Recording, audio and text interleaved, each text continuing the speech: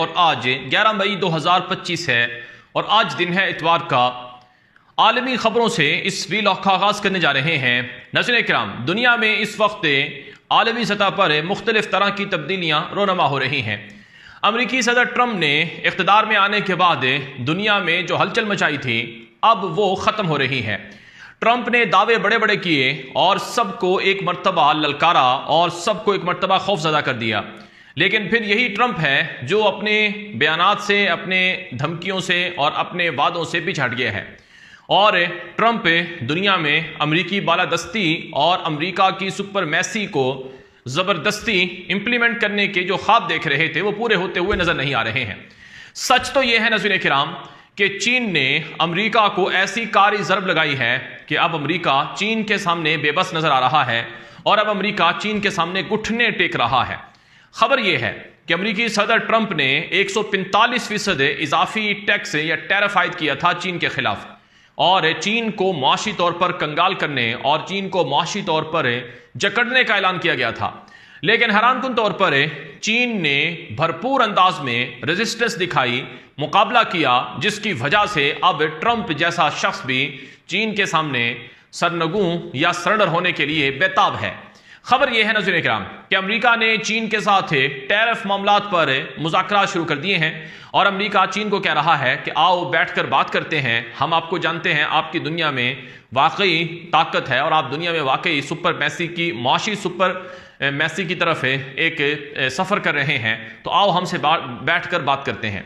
तो अमेरिकी सदर ट्रंप ने हुक्म दिया था और ललकारा था, धमकियां दी थी चीन को और कहा था कि चीन हमारा रोज़ाना $3 बिलियन से $5 बिलियन का नुकसान कर रहा है और चीन ने अमेरिका को दुनिया की बादशाहत से नीचे ला दिया है, लिहाजा अब चीन को सबक सिखाया जाएगा। लेकिन वही ट्रंप है जो चीन के सामने बेबस नजर आ रहा है और चीन के साथ इजाफी जो टैरिफ पॉलिसी है उस पर उसने मुज़ाकरात शुरू कर दिए हैं। इसलिए कहा जाता है कि ट्रंप की जो धमकियां हैं वो अपनी जगह पर हैं, लेकिन ट्रंप गरगट की तरह रंग भी बदलता है, वो अनप्रडिक्टेबल है, वो कभी भी कुछ भी कर सकता है और वो कभी भी यू टर्न भी ले सकता है और यही कुछ ट्रंप कर रहा है। बहरहाल चीन के मसले के बाद बात करेंगे रूस और यूक्रेन की हालिया जंग के हवाले से। नाज़रीन इकराम, रूस को तनहा करने का ख्वाब था वेस्टर्न पावर्स का, लेकिन आज हकीकत यह है कि रूस ने पिछले 3 सालों से मगरबी ताकतों के खिलाफ भरपूर मज़ाहमत दिखाई है और रूस के अंदर जो अभी 80वीं सालगिरह मनाई गई दूसरी जंग अजीम की फतह की याद में, उसमें दुनिया भर से 30 से ज़ायद हुक्मरान शरीक हुए उस तकरीब में और इसके अलावा जो नुमाइंदे थे वो बेइंतहा थे। तो आलमी सतह पर रूस आज भी अपनी ताकत और कुव्वत बरकरार रखे हुए है। फिर खबर आज ये आई है कि रूसी सदर व्लादिमीर पुतिन की तरफ से ऐलान किया गया है कि हम यूक्रेन के साथ जंग बंद करने के लिए बराह रास्त मुज़ाकरात करने को तैयार हैं। तकरीबन 3 साल की जंग के बाद रूसी सदर का ये बयान आया है कि हम यूक्रेन के साथ बराह रास्त जंग बंदी के हवाले से मुज़ाकरात के लिए तैयार हैं। इस हवाले से पुतिन ने यह भी कहा है कि हमें तुर्की पर बड़ा एतमाद है, लिहाजा तुर्की में इसी महीने 15 मई को जो मुज़ाकरात हो रहे हैं हम चाहेंगे कि तुर्क इस हवाले से अपना रोल प्ले करें। तुर्क सदर तैयब उर्दवान मैदान में आए, सामने आए और अगर वाकई वो संजीदा कोशिशें करेंगे और संजीदा मुज़ाकराती मामलात को करवाएंगे तो हम जंगबंदी के लिए तैयार हैं। ये रूसी सदर व्लादिमीर पुतिन की ताज़ा तरीन स्टेटमेंट है। तुर्क सदर तैयब उर्दवान के हवाले से कहा जाता है कि ये रूसी सदर व्लादिमीर पुतिन के बहुत करीबी दोस्त हैं और पुतिन इन पर बड़ा गहरा एतमाद करते हैं और आप हैरान होंगे कि जिस तरह से उर्दगान पर पुतिन को एतमाद है ऐसे ही उर्दगान पर वेस्टर्न पावर भी एतमाद करती हैं। वो अलग बात है कि अभी तक यूरोपीय यूनियन का हिस्सा तुर्की को नहीं बनाया गया, लेकिन बहरहाल वेस्टर्न कंट्रीज को पता है कि उर्दगान डिप्लोमेसी में बहुत ताकतवर हैं और उनकी बात मानी जाती है। तो इसी वजह से तुर्की का इंतखाब किया है पुतिन ने भी कि और ये बात भी आप समझें कि यूक्रेन के साथ तुर्की के ज़्यादा ताल्लुकात हैं बनिस्बत रूस के और बाकायदा यूक्रेन को तुर्की ने अपने ड्रोन तैयारे भी फराहम किए थे। जी हाँ, यूक्रेन को तुर्की ने ड्रोन तैयारे भी दिए थे।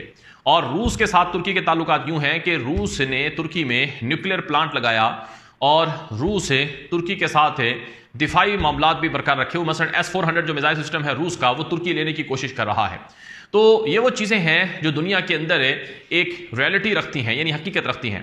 आज दुनिया में कहा जाता है कि फ़लाँ मुल्क के साथ लड़ाई कर लो, फ़लाँ मुल्क को सबक सिखा दो। जाहिर है मुल्कों के साथ रिवायती चपकलश होती है, रिवायती कशीदगी होती है और मुल्कों के दरमियान रिवायती तौर पर रस्साकशी होती है। लेकिन जो ममालिक हैं वो दुनिया के अंदर आज के दौर में बिलखुसूस है, जबकि दुनिया ग्लोबल विलेज से भी आगे की चली गई है, तो आज के दौर में कोई भी मुल्क किसी भी दुश्मन, जो बदतरीन दुश्मन भी क्यों नहीं है, उसके साथ भी डिप्लोमेटिक रिलेशन रखे बगैर नहीं रह सकता है। तो उर्दगान की एक बेहतरीन पॉलिसी है कि वो दुनिया के मुख्तलिफ मुल्कों के साथ डिप्लोमेटिकली अच्छे ताल्लुकात रखते हैं। उन्होंने अपने दुश्मनों के साथ भी हाथ मिलाया, उन्होंने अपने दोस्त जो हैं उनके साथ भी एक फासला बरकरार रखा। तो ये वो चीज़ें हैं जिससे तुर्की जो है एक डिप्लोमेसी में एक खासी ताकत रखता है। बहरहाल रूस और यूक्रेन की जंगबंदी के हवाले से अमेरिकी सदर ट्रंप ने 2 दिन पहले वॉल स्ट्रीट जर्नल को ये बात बताई थी कि मैं बड़ा परेशान हूँ कि मैंने जंग को रुकवाने की बड़ी कोशिश की है, लेकिन दोनों फरीक नहीं मान रहे हैं। और ये भी कहा गया था कि 30 दिन की जंगबंदी का मैं ऐलान करता हूँ, अगर कोई भी मुखालफत करेगा तो फिर उसको सज़ा मिलेगी। फिर आज की खबर आई है कि वेस्टर्न जो पावर्स हैं वो इकट्ठी हुई हैं और उन्होंने यूक्रेन की हिमायत जारी रखने का ऐलान किया है। और बरतानिया का जो वज़ीर आज़म है केयर स्टारमर, उसने रूस के हवाले से खतरा जाहिर करते हुए कहा कि बरतानिया आज भी रूस के खतरात से दोचार है और बरतानिया को लगता है कि रूस यूक्रेन के बाद मज़ीद यूरोपियन मुल्कों की तरफ बढ़ेगा और बरतानिया भी रूस का शिकार हो सकता है अगर रूस को आज हमने ना रोका तो। लेकिन ऐसे में खबर आई है कि तुर्क सदर तैयब एर्दोगान ने फ़ोन पर रब्ता किया है फ्रांसीसी सदर इमानुएल मैक्रोन से, और इमानुएल मैक्रोन जो फ्रांस का सदर है, जो कि यूक्रेन का एलाय है, इत्तेहादी है, उसको समझाया है कि यूक्रेन की जंग बंद करना बड़ा ज़रूरी है। जब रूस तैयार है तो यूक्रेन को कायल करें कि वो जंग बंद हो जाए। अब जंगबंदी के हवाले से जो बुनियादी इख्तिलाफात हैं वो ये हैं कि रूस ने जो इलाके कब्जा किए हैं यूक्रेन के, वो इलाके रूस छोड़ने को तैयार नहीं है। यूक्रेन कहता है कि जब तक हमारे इलाके रूस नहीं छोड़ेगा हम जंगबंदी नहीं करेंगे। अब यूक्रेन ने जो जज़ीरा क्रीमिया है जो 2014 से रूस के कब्जे में है, उस पर से अपनी खुद मुख्तारी या हिमायत जो है वो ना छोड़ने का ऐलान किया है। तो बहरहाल ये शदीद अख्तिलाफ़ात हैं और ये तनाव जो है ये बहुत पेचीदा है। लेकिन बहरहाल अगर डिप्लोमेटिकली तुर्की कोशिश करता है और मुख्तलिफ जो सालसी वाले को ममालिक हैं वो कोशिश करते हैं तो ये जंग बंद भी हो सकती है। बहरहाल मैं आपको एक और बड़ी खबर दूंगा। ईरान के हवाले से एक बड़ी खबर है आज की कि ईरान के वज़ीर ख़ारजा अब्बास अराग़ची ने कहा कि न्यूक्लियर बम हमारा एक हक है और हमारी ख्वाहिश भी है और ये हमारे दिफा के लिए बड़ा ज़रूरी है। लिहाजा ईरान न्यूक्लियर बम बनाएगा, ईरान इस हवाले से कोई कंप्रोमाइज़ नहीं करेगा। जी हाँ, ईरान के वज़ीर ख़ारजा अब्बास अराग़ची ने अमेरिका के साथ जारी हालिया मुज़ाकरात के दौरान ही ये बात कही है कि ईरान अपने न्यूक्लियर हक से पीछे नहीं हटेगा।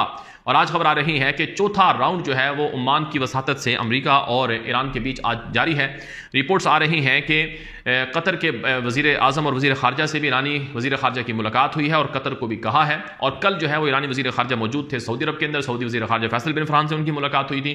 और जो ट्रंप का दौरा है मशरिक़ वस्ता का, जो मंगल से शुरू हो रहा है, यानी कल छोड़कर परसों जो दौरा शुरू होगा, उस हवाले से ये दौरा बड़ा अहम था ईरानी वज़ीर ख़ारजा का सऊदी अरब का। तो सऊदी अरब भी चाहता है कि अमेरिका और ईरान के बीच कोई डील हो जाए, सुलह हो जाए, मामला हल हो जाए, बजाय इसके कि वो लड़ाई शुरू हो या कोई अमेरिका ईरान के ऊपर बमबारी करे, हमले करे वगैरह, जिस तरह से इसराइल की ख्वाहिश है।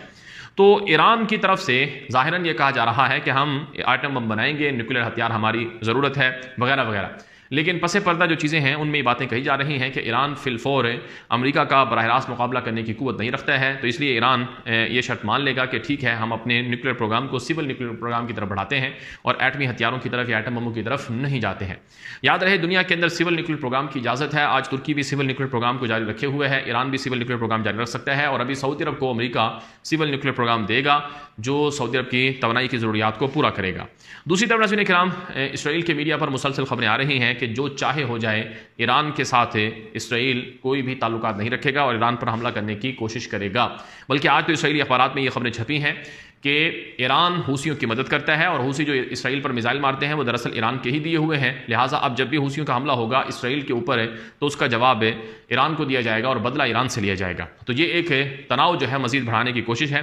बाज़ इसराइली अखबारात और मीडिया में ये बातें कही जा रही हैं कि अमेरिका और ईरान के दरमियान जारी मुज़ाकरात कभी कामयाब नहीं हो सकते हैं और हम कोशिश करेंगे कि ये मुज़ाकरात नाकाम रहें और ईरान के साथ कोई समझौता ना हो, क्योंकि बैड डील से बेहतर है कि लड़ाई हो जाए। वो ज़्यादा अच्छा है कि हम ईरान के ऊपर हमला करके उनके न्यूक्लियर प्रोग्राम को ख़त्म कर दें। तो इसराइल जो है वो ईरान और अमेरिका के हालिया मुज़ाकरात से खुश नहीं है और वो किसी न किसी अंदाज में इसको सबताज करने की कोशिश करेगा।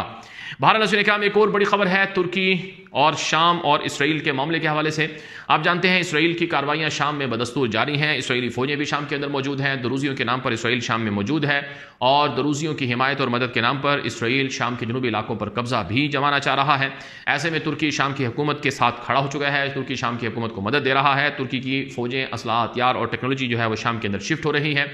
खबरें और इतलात ये हैं कि तुर्की ने इसराइल को परेशान कर दिया है। इस हवाले से ताज़ा तरीन इतलात ये हैं कि तुर्की की तरफ से ऐलान कर दिया गया है, इसराइल को पस पर्दा बता दिया गया है कि अगर शाम के हवाले से वो अपनी कार्रवाइयाँ हमले बंद नहीं करेगा और एक्सपेंशन नहीं रोकेगा और शाम पर कब्जे की जो मुहिम है या दुरूजियों के नाम पर शाम के जनूबी इलाकों में शाम की हुकूमत की फ़ौजों को रोकने की कोशिश इसराइल करेगा तो फिर इसकी कीमत अदा करना पड़ेगी। ये बात तुर्की ने अज़रबैजान के जरिए से इसराइल को बताई है और अमेरिका के जरिए से इसराइल को बताई है। तो हालात शाम के अंदर इसराइल और तुर्की के बीच काफ़ी गड़बड़ है और बाज़ लोग ये बता रहे हैं कि शाम के अंदर शाम के मसले पर तुर्की और इसराइल के दरमियान कोई बड़ी जंग और बड़ी लड़ाई भी हो सकती है। लेकिन अगर इस वक्त का मंजरनामा देखा जाए तो जो कुछ इसराइल पिछले 19 महीनों से जिन चीज़ों का सामना कर रहा है उससे लगता नहीं है कि इसराइल अब इतना सर्वाइव कर सके और इतना मनमानियाँ कर सके। खुद अमेरिकी सदर ट्रंप जो है वो अब इसराइल से रुख मोड़ रहे हैं और वो मशरक़ वस्ता के अंदर वो अरबों के साथ मामलात और डीलें करके इसराइल को परेशान कर रहे हैं। तो ऐसे में इसराइल क्या करेगा और ख़ुद इसराइल के अंदर अवाम की हिमायत नेतन्याहू खो चुका है और फिर आलमी सतह पर जो गज़ा में इसराइल ने आलमी हकूक़ और इंसानी हकूक़ पामाल किए और जिस तरह से वहाँ पर जराइम का इर्तिकाब हुआ उस पर पूरी दुनिया इसराइल की जो मुहिम है उसके खिलाफ हो चुकी है। अब तक की कुछ ताज़ा तरीन आलमी खबरें थीं। वर्ल्ड न्यूज़ राउंड था जो आपके सामने आलमी खबरों से मुताल्लिक है जो पेश किया गया है। ये हमारा नया यूट्यूब चैनल टॉप 5 न्यूज़ है। अगर आपने इसे सब्सक्राइब नहीं किया तो इसे कर लें।